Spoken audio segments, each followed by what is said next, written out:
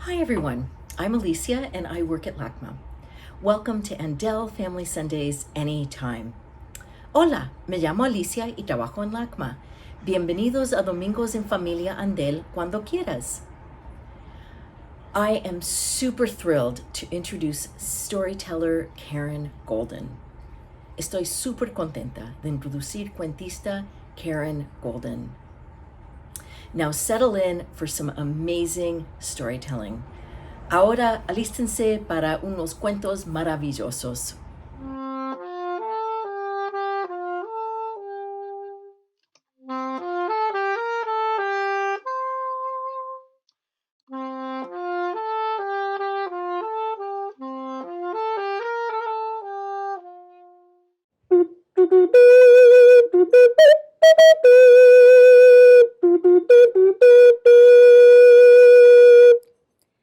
That's the sound of the Sabbath whistle.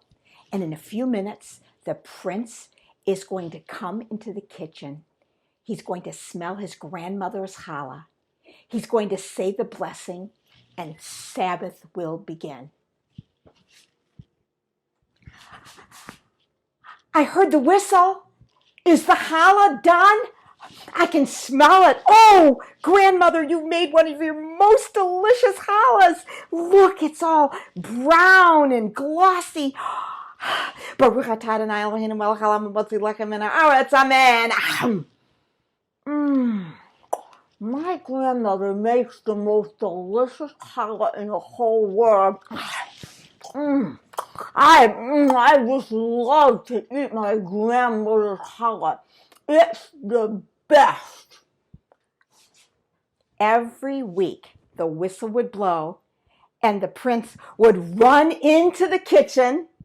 He would bless grandmother's challah, and the Sabbath would begin.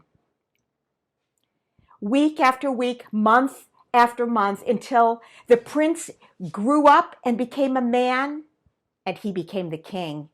And grandmother got older and older and older and older, and one day she was no more. The Sabbath whistle stopped blowing, and there were no blessings and no grandmother's challah.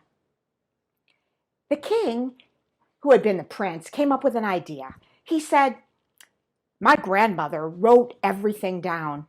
I'm sure she must have a recipe for her challah. Let me see if I can find it. Oh, here it is. Here it is. He took out a scroll and he said, I will ask one of my chefs to make grandmother's challah, and next week we will have Sabbath the way it's meant to be. And the whistle was blown.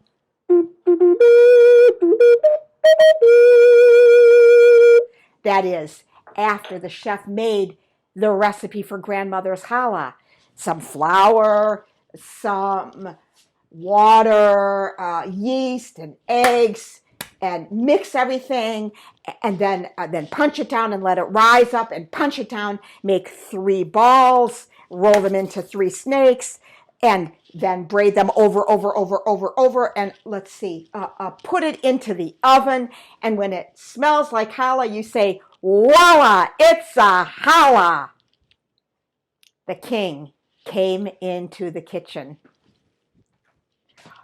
Oh, it looks like grandmother's challah. It smells like grandmother's challah. I'm going to say the blessings quickly so I can eat it. It's the Sabbath. Baruch Amen. This doesn't taste like grandmother's challah. What did you put in here? There's something missing.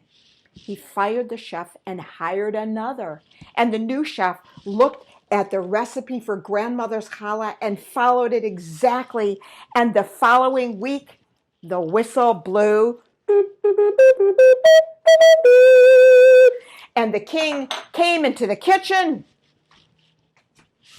Looks like grandmother's challah. Now that's more like it. He said the blessing, Baruch Amen. You left something out. This is not my grandmother's challah.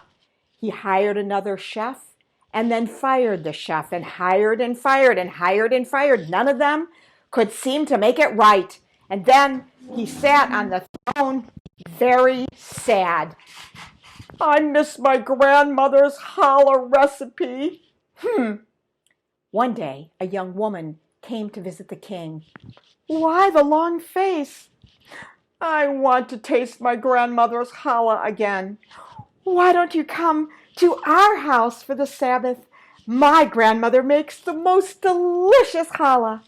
So the following Friday night, he went to that young woman's house, rather cottage on the outskirts of town. It was a small cabin, and when he went inside, he saw a long table, and in the center of that table was a crispy brown challah bread.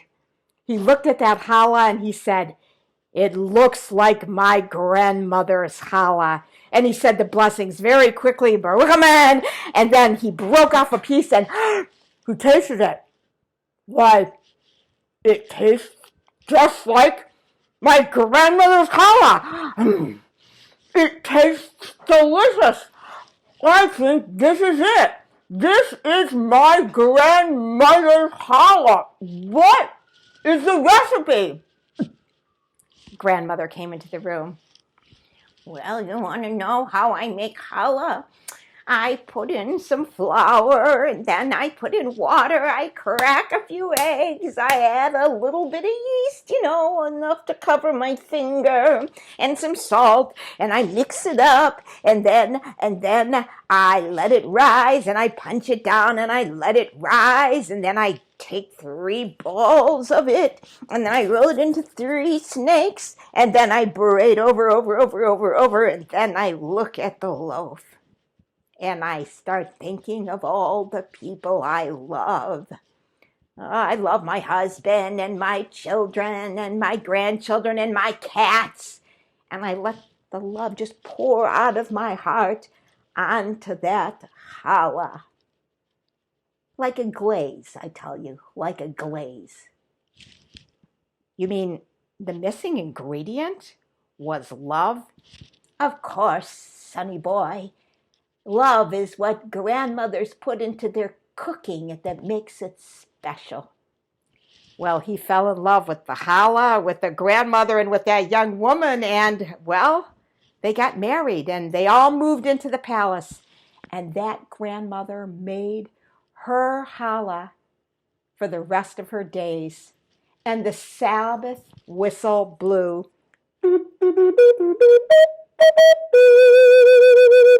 And everyone celebrated just the way Sabbath should be celebrated. Amen. What are some recipes that have been handed down in your family? Do those recipes include ingredients like love and life experience? Or maybe they include something else that's not edible?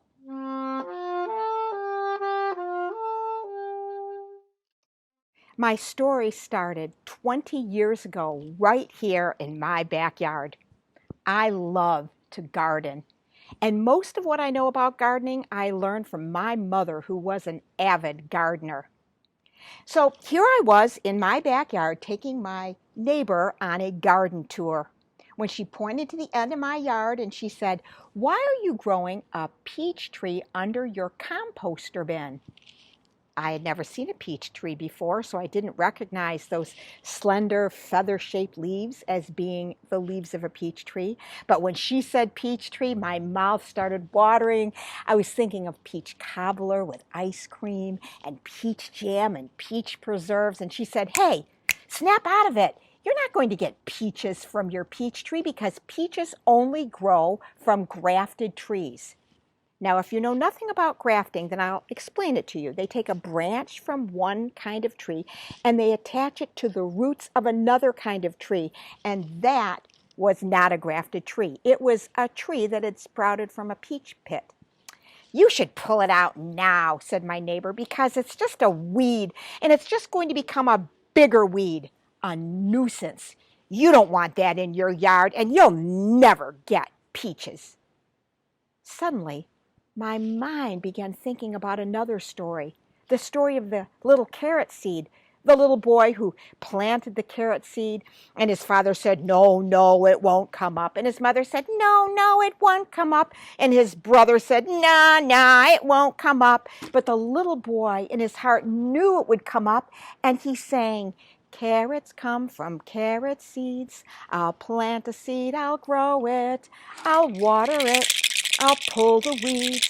Carrots come from carrot seeds.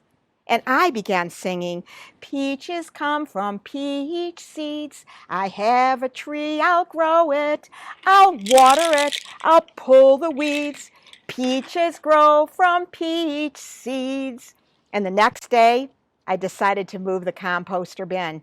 It was no easy task. It was one of those really big industrial-sized bins with a great big handle, and it was filled to the brim with squiggly wiggly worms and rotting tomatoes and potatoes and carrots, and it was a mess, but it was worth it because I wanted my little peach tree to grow tall and straight. And I sang to my little tree, oh, peaches come from peach seeds. I have a tree, I'll grow it.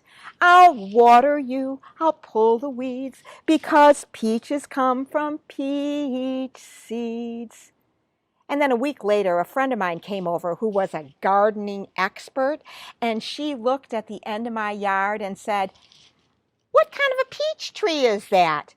It's a peach tree that I grew from a pit that fell out of my composter bin. You'll never get peaches. No, no, no, you won't. Not from that tree, because peaches only come from a grafted tree. Really, I said. Well, I happen to know that peaches come from peach seeds. I have a tree, I'll grow it, I'll water it, I'll pull the weeds. Peaches come from peach seeds. And whenever it started to rain, I could practically see my little peach tree rejoicing at the end of my yard. And my tree grew taller and taller and taller and taller. And every fall, the leaves would come off the tree, and in the spring, they would come back, and then they would fall off, and then they would come back in the spring. And then in 2005, my master gardener, my mother, passed away. My heart was filled with so much sorrow until that March morning when I looked out at my little peach tree, and could it be that it was covered with little pink flowers?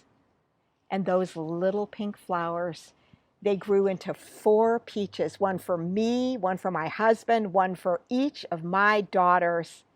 And my sorrow was lifted just a bit. And then in the fall, the leaves came off. And in the spring, they came back, and there were more pink blossoms. And the second year that my peach tree gave peaches, I had enough to give to my skeptical neighbor and my gardening expert friend. And the following summer, wow, did I ever have a crop of peaches? I had enough to make peach cobbler and peach preserves and peach jam and even peach liqueur. My peach tree gave the most delicious, sweet peaches, and whenever it would rain, I could see my peach tree rejoice. And 10 years went by, and I just felt that I would have peaches forever. But when my tree was about 16 years old, I noticed in the spring that there were no new leaves and there were no flowers. At first I thought my tree might be sick, but then I looked it up and realized that my tree had died. Peach trees are the shortest lived trees of any stone fruit. They live on average 15 years, and mine was already 16 years old.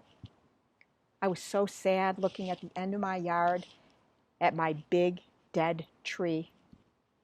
I remembered all those delicious peaches, and I felt that I wanted to somehow have a memorial for my tree, but I thought people would laugh at me. Come on, a memorial for a tree?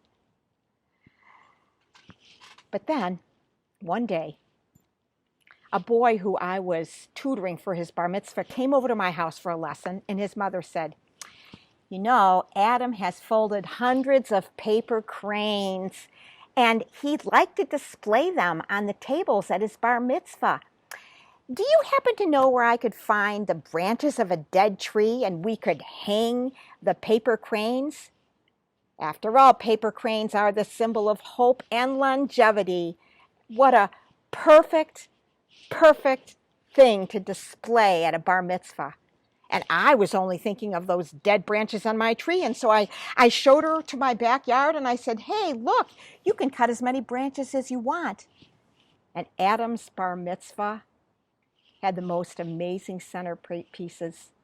My peach tree covered with those symbols of hope and longevity, a memorial to my peach tree. In Judaism, we say it is a tree of life to them that hold fast to it. And indeed, it was a memorial to my tree. I couldn't be home the day they cut the tree down. It was just too sad. My yard looked so bare at the end with no tree. And the summer went on, and I harvested the vegetables from my garden.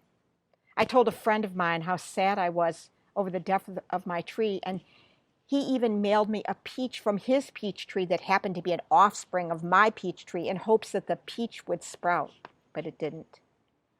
At the end of the summer, I was picking the last pepper from my garden when I looked down and I noticed these feathery shaped leaves coming out of my pepper plant. And I thought, these aren't the leaves of a pepper plant.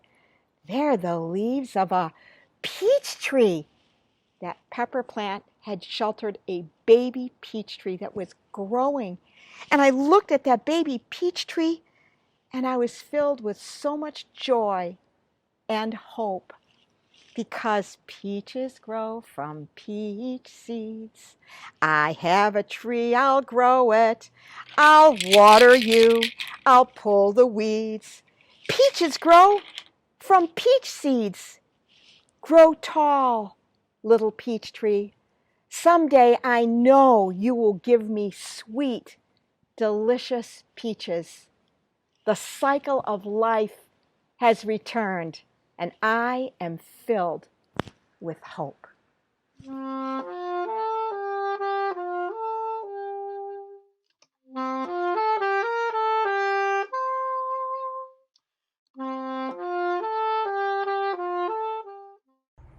Land acknowledgement.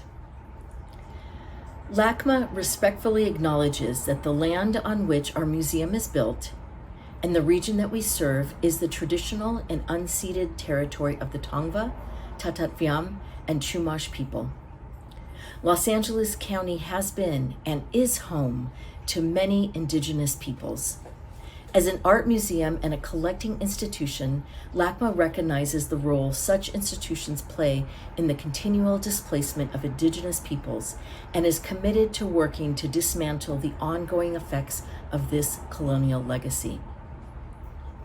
I filmed this video from my home in the Eagle Rock neighborhood in Los Angeles on Tongva and Chumash land. Karen Golden filmed from her home in Los Angeles on Tongva land.